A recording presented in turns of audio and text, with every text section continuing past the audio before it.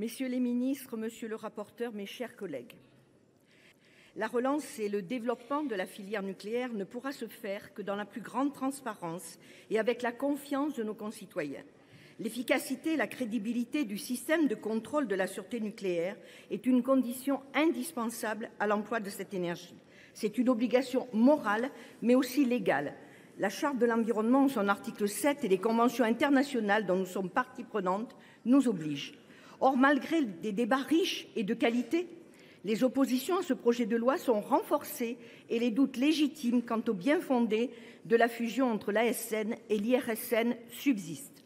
Ils subsistent car nous ne savons toujours pas pourquoi le gouvernement veut remettre en cause un système de sûreté qui fonctionne et qui a fait ses preuves. L'IRSN mène des expertises en sûreté nucléaire et éclaire l'ASN qui, elle, prend des décisions administratives. Ce modèle reposant sur une autorité administrative d'une part et une expertise indépendante d'autre part est souvent cité en exemple à l'étranger.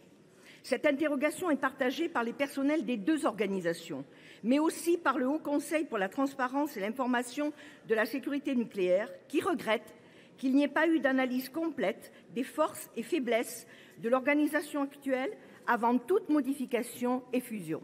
C'est aussi un élément central de l'avis du comité d'éthique et de déontologie de l'IRSN, pour qui les objectifs de cette réorganisation restent pour une large part peu explicites. Nous ne savons toujours pas pourquoi le gouvernement prend le risque de déstabiliser profondément la gouvernance de la sûreté nucléaire à l'heure où les chantiers sont énormes. Poursuite de l'exploitation des réacteurs au-delà de 40 ans, voire 60 ans, construction de nouveaux réacteurs, d'installations d'entreposage du combustible et de stockage géologique, mais aussi apparition de nouveaux acteurs privés qui engagent la conception de petits réacteurs, les SMR, dans le cadre du programme France 2030. Nous ne savons toujours pas quel sera le sort fait aux salariés de l'IRSN, mais aussi aux fonctionnaires de l'ASN. Nos amendements sur ces sujets, comme celui permettant le maintien d'une proportion de fonctionnaires au moins égale à l'existant dans la nouvelle autorité, ayant été déclarés irrecevables ou balayés d'un revers de la main. Pourtant, cette question est cruciale pour le maintien d'une culture administrative indispensable à l'exercice des missions régaliennes et des pouvoirs de police en matière de contrôle de la sûreté nucléaire et de la radioprotection. Quant aux salariés de l'IRSN, ce projet de loi entraîne une hémorragie de départ. Le gouvernement n'a été capable ni d'instaurer un véritable dialogue avec les personnels, ni d'avoir de la clarté sur ses motivations. Quels moyens, quels budgets sont prévus pour cette nouvelle entité? Nous ne le savons pas, alors même que l'IRSN fonctionne depuis de nombreuses années avec un budget réduit et que tous les acteurs reconnaissent que la charge de travail à venir va mettre le système de contrôle sous pression, sous tension. Ce que nous savons par contre, c'est que l'indépendance de l'expertise n'est pas assurée et que le renvoi au règlement intérieur n'est pas satisfaisant. Vous avez refusé de préciser, comme nous vous y invitions à le faire, que l'expertise ne soit pas soumise au dogme de la faisabilité industrielle et du bilan coût-avantage, tout comme vous refusez la mise en place d'un pilotage de la recherche à travers un conseil scientifique et un conseil d'orientation des recherches avec de nombreuses parties prenantes. Ce que nous savons, c'est que la transparence n'est pas assurée.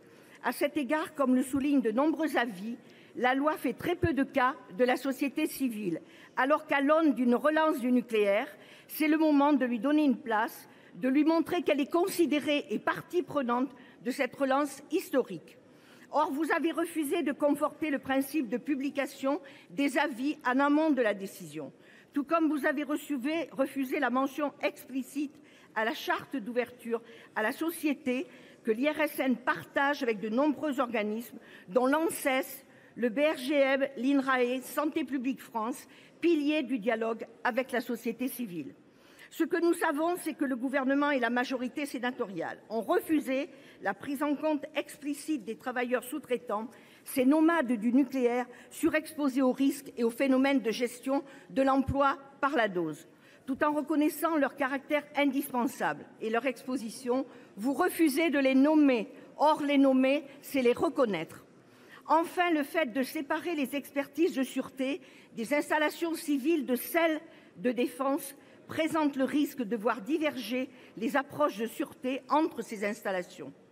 La transparence et la politique d'ouverture à la société sont des acquis institutionnels incontestables, fruit d'un long travail des acteurs de la sûreté nucléaire que la réforme pourrait remettre en cause sans justification pertinente.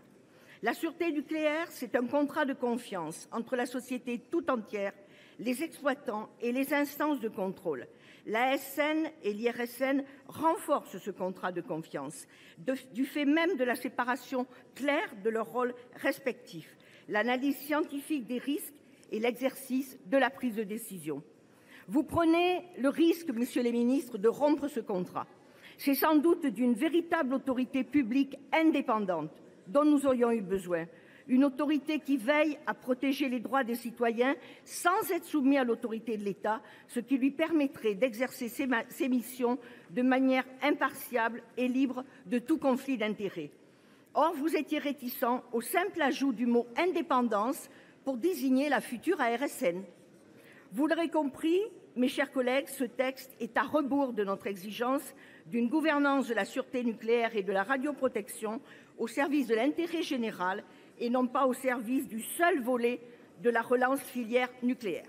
Merci. Merci. La parole est à notre collègue Jean-Yves Roux.